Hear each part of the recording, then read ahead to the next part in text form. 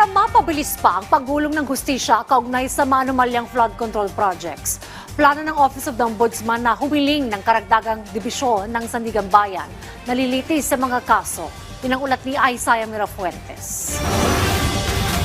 Matapos maisampa sa Sandigan Bayan ang unang batch ng mga kaso kaugnay sa anomalya sa flood control projects, sinabi ng Office of the Ombudsman na simula pa lamang ito. At sa mga susunod na linggo umano ay marami pang makakasuhan kaugnay dito. Inaasahang may mga malalaking pangalan ang makakasuhan kabilang na umano ang ilang mga senador. At dahil sa inaasahang dami ng mga kakasuhan, humihiling ng Ombudsman ng dagdag na dibisyon sa Sandigan Bayan. Ito ay para mapabilis ang proseso at agaran ng may mahatulan. Kaugnay naman sa mga pangalang nabanggit ni dating Congressman Zaldico, sa serye ng mga sangkot sa anomalya, inilahad ni Remulla na kasalukuyan na nila itong pinag-aaralan. Pero hindi umano usad ang investigasyon kung hindi uuwi si Ko at hindi susumpaan ang kanyang salaysay. Yes, I think that we have to look at those names. Pero, he has to come home and swear by the contents of his affidavit. Di ba? Kasi, he's also being accused of a crime. We're gonna set off ang alarm bell. We start looking at the people already. Kasi kahit sino pa yan, pagka may allegation, titingnan na natin yung possibility.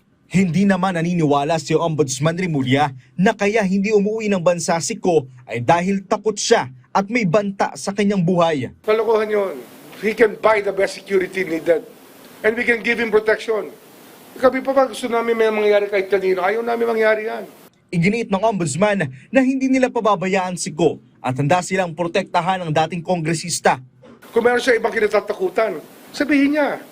Pero tutulungan namin siya. We do not want anybody to be gone. Siyempre sa amin, ibibintang yan kung may nangyari. Di ba? Kanino pa ibibintang yan? Nangako rin si Remulla na kahit pa ang pagsusot ng body-worn cameras ay gagawin nila para masigurong protektado si Ko. Tiwala naman ng Ombudsman na maglalabas na ng arrest warrant laban kay Ko matapos nang maiakyat ang kanyang kaso sa Sandigan Bayan. At kung mangyari ito, agad na siyang mapauuwi sa bansa. Wala na ngayong pagtataguan ng tao kasi nagbago na ang mundo dahil sa social media. Kahit saan ka magtago ngayon, ang tao involved na sa social media, pag kinuyog mo sa social media yung tao in the place where he is, alam mo na yung intelligence report na kung nasaan siya, ang crowdsourcing na yan. Siyam na reklamo na ang kasalukuyang sumasailalim sa preliminary investigation at inaasahang sa susunod na linggo ay masasampahan na rin ng kaso ang mga diskaya. Isaiah Mirafuentes para sa Pambansang TV sa Bagong Pilipinas.